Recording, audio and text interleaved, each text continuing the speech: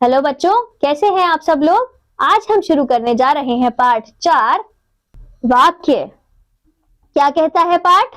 वाक्य क्या है, वाक्य के कितने अंग होते हैं, आइए पढ़कर वाक्य के बारे में जानकारी प्राप्त करते हैं। आओ चर्चा करें।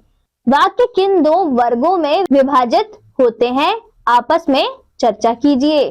वाक्य बच्चों, शब्दों के मेल से वाक्य बनते हैं, पर ये शब्द सार्थक और एक निश्चित क्रम में होने चाहिए। इन्हें हम वाक्य नहीं कह सकते। भी मैं पीऊंगा दूध, कील हथौड़ी से गाड़ रहा है वह। इन्हें इस प्रकार होना चाहिए, मैं भी दूध पीऊंगा, वह हथौड़ी से कील गाड़ रहा है। सार्थक शब्दों के व्यवस्थित समूह को वाक्य कहते हैं। वाक्य के अंग।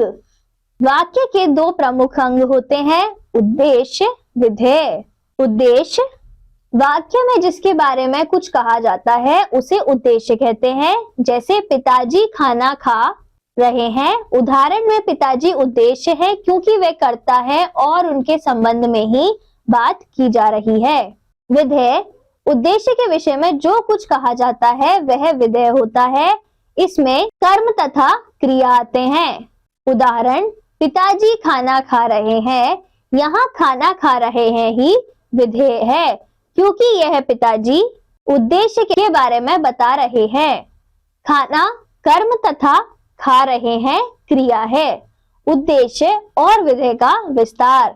मेरा भाई रमेश जा रहा है, यहाँ रमेश करता है और उसका विस्तार है मेरा भाई, अतः मेरा भाई रमेश उद्देश्य है। रवि कक्षा में प्रथम आएगा, रेखांकित पूरा अंश विधेय है। अशुद्ध वाक्य, शुद्ध वाक्य। मैं प्रातः काल के समय पढ़ता हूँ, मैं प्रातः काल पढ़ता हूँ। इसके बाद फिर क्या हुआ, इसके बाद क्या हुआ। न्यायाधीश ने उसे मृत्यु दंड की सजा दी, न्यायाधीश ने उसे मृत्यु दंड दिया। यह कैसे संभव हो सकता है, यह कैसे संभव है। मेरे पास केवल मात्र एक घड़ी है, मेरे पास केवल एक घड़ी है। तुम वापस लौट जाओ, तुम वापस जाओ। वह सचिवालय कार्यालय में लिपिक है, वह सचिवालय में लिपिक है। किसी और दूसरे से परामर्श लीजिए, किसी और से परामर्श लीजिए। गुलामी की दास्ता बुरी है, गुलामी बुरी है। गरम आग लाओ, आग लाओ।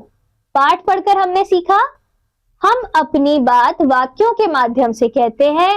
वाक्य में कर्ता और क्रिया अवश्य होते हैं। वाक्य के दो अंग होते हैं, उद्देश्य और विधेय। हमें वाक्यों को शुद्ध रूप में लिखना चाहिए। धन्यवाद बच्चों, अब हम मिलेंगे अगली कक्षा में।